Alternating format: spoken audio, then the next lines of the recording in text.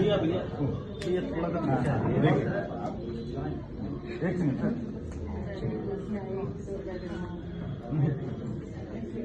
भैया थोड़ा पीछे आ जाइए।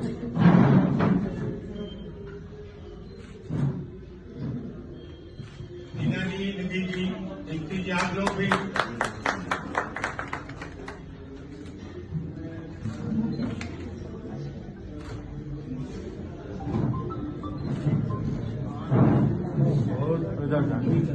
हम लोग के साथ उनका बड़ा जुड़ाव है, बहुत लंबे समय से हमारे साथ है। शर्मिला जी खुद सामाजिक कामों में बहुत आगे रहती है। कॉलेज के बच्चों से लेकर उनके कॉलेज में तमाम तरीके के आयोजन होते रहते हैं। कभी किसी भी सामाजिक संगठन ने अगर आयोजन के लिए कहा होगा तो हमेशा उसका सहयोग देती है। शर्मिला जी, आपका स्वागत।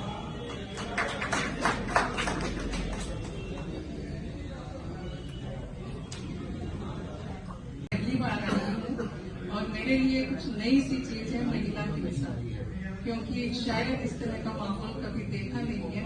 क्योंकि बचपन से भले चाहे गांव में रहे हैं चाहे लखनऊ में रहे हैं, हमेशा मुझे लगता है महिलाओं को लड़कियों को ऊपर ही देखा है। और डिफरेंस बहन भाइयों में और बेटे बेटियों में तो दूर दूर तक नहीं सुनाई दिया। तो ऐसा नहीं है कि हमारा समाज बहुत खराब है, हमारे समाज में सिर्फ कुरीतियां हैं, हमारे समाज में बराबरी नहीं है। मुझे लगता है कि ऐसे बहुत से परिवार हैं जिसमें इन चीजों का कोई महत्व नहीं है, जिनमें इन सब चीजों के बारे में सोचा भी नहीं जाता है। हम लोग एक बहुत अच्छी जगह बैठे हैं, एक स्कूल में हैं, जहाँ हमारे पास बच्चे बिल्कुल कच्ची मिट्टी के समान होते हैं जब आते हैं, और जब काफी बड़े हो जाते हैं 12th क्लास करके वो निकलते हैं, तो हमें अच्छा लगता है कि हम बहुत सारे वो संस्कार उनको दे पाते हैं जो हम देना चाहते हैं। कई बार ऐसा होता है कि बच्चा बहुत अच्छा है, हमारे लिए पेरेंट्स को समझाना बहुत मुश्किल होता है। हमारे पास बहुत ऐसे लोग आते हैं जो कहते हैं बच्चों के लिए वर्कशॉप्स करनी है, ये टॉपिक है वो टॉपिक है। तो हम लोग हमेशा उनसे यही कहते हैं कि बच्चे तो वही करेंगे जो हम और आप करेंगे। हमें सबसे ज्यादा वर्कशॉप की जरूरत तो उनके पेरेंट्स के लिए है, क्योंकि पेरेंट्स बच्चों खाली सहना नहीं, देख के इग्नोर करना।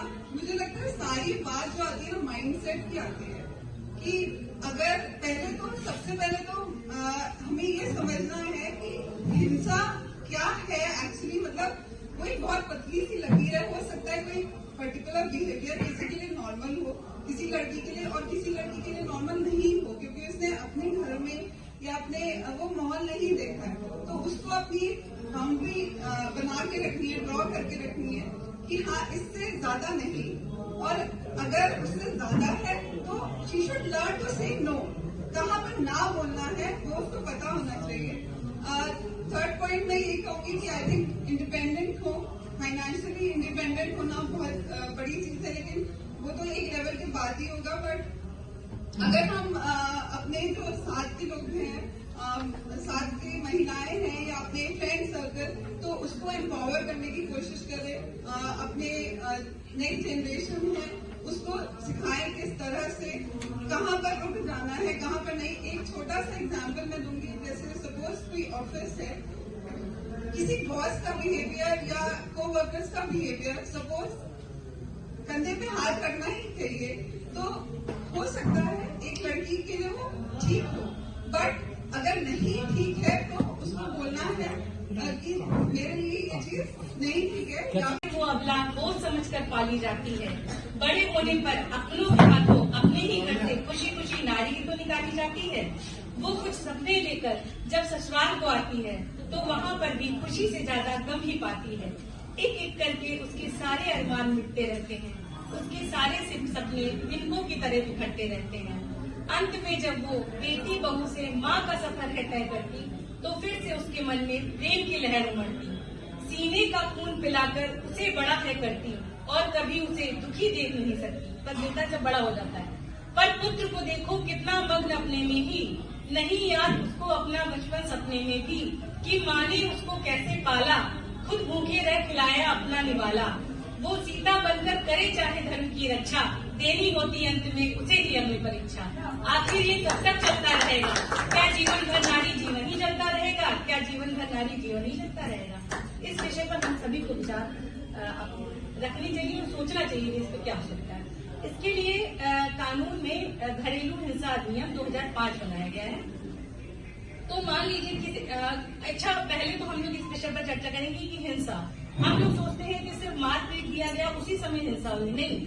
घरेलू हिंसा में ये बताया गया है कि हिंसा के कई प्रकार हैं, शारीरिक, मानसिक, आर्थिक। इसमें से किसी भी प्रकार की अगर हिंसा होती है तो वो घरेलू हिंसा के तहत अपनी कंप्लेन कर सकती है। कंप्लेन टॉपिक है जो आई थिंक बहुत ही सेंसिटिव है और जिस हिसाब से सोसाइटी में बहुत सारे इश्यूज क्रिएट हो रहे हैं, तो बहुत इम्पोर्टेंट है कि कुछ 2-3 बातों के पहलुओं को मैं डिस्कस करूंगी आज। Being a personality development coach, मैं हमेशा अपने बच्चों के पिता के अंदर भेद भावना आई, फिर क्यों माता पिता के अंदर भेद भावना आई, क्यों राजाश्रित मुझे बनाते हो, क्यों हुई पराई, क्या नर पैदा हो सकता है यदि ना होती माई, क्या नर पैदा हो सकता है यदि ना होती माई। माँ बाप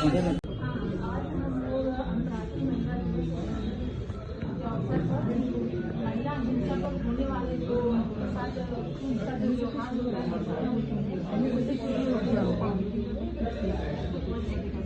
महिलाओं के प्रति जो घरेलू हिंसा हुआ, मिलमेल वाला हिंसा हुआ या समाज में रहने वाले उसके प्रति सेमिनार वो बातें करें कि हिंसा के नाम आप लोग कब जाते हमारा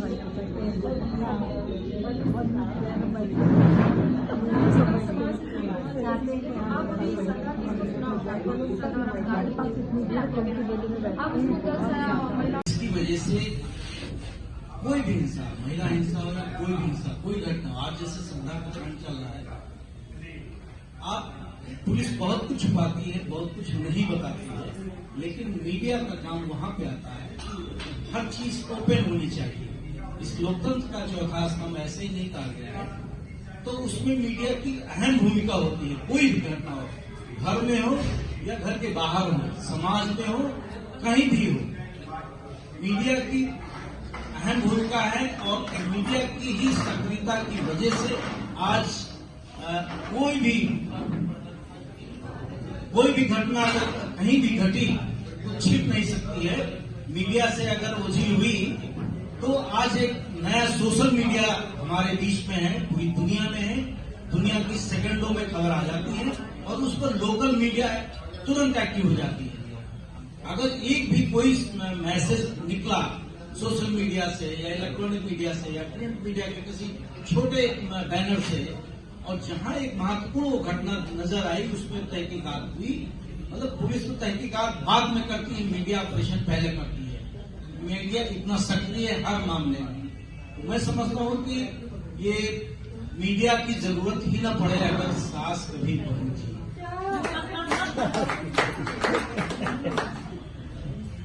ये आज ऐसे मोबाइल में तो होती होगी, लेकिन भाई हमारी नजर में तो सामने से हो सकता हो जाए, हमसे नहीं हुई तो। लेकिन ये बड़ा दुखद है कि आज के दौर में अपने युवा वर्ग जो है उसको विशेष रूप से समझाने की जरूरत है कि ये जो हमारा भारत है ये महिला शक्ति पे ही महिलाओं का 9 दिन तक जो है हर 6 महीने में 9 दिन जो है पूजा करते हैं नवरात्रि में। और उस देश में अगर महिलाओं पे हिंसा होता है, उनके साथ दुर्व्यवहार होता है, उनके साथ अत्याचार होता है, तो ये बड़ा दुखद है। इस पर सोचने की जरूरत है और हमारे जो है आज के माहौल में जो आधुनिकता का जो दौर है वो उस पर भी विचार करने की जरूरत है। आधुनिक बनिए आप, आपसे कोई नहीं कह रहा कि आप पढ़ ना हो। जैसा कि अभी 2-3 हमारी बहनों ने बताया कि महिलाओं का दुश्मन महिलाएं नहीं होती है, तो मैंने अभी हमारे 2 पढ़ती आई है। पीड़ा भी औरत है, पीड़ा भी औरत है, पीड़ित भी औरत है, औरत के दुश्मन औरत है। कि अभी मेरे दिमाग में बैठे बैठे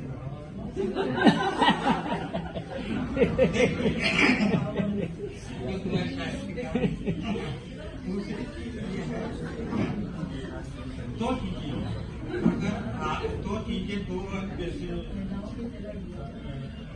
नर नारी स्त्री पुरुष ये रथ के दो पहिए हैं। हिंसा जो है जो घटनाएं हैं जो हो रही है समाज में हमारे आप तौर से चहारदीवारी के अंदर है और चहारदीवारी से बाहर लाने के लिए उनमें हमको महिलाओं को रोज से जागरूक करनी है।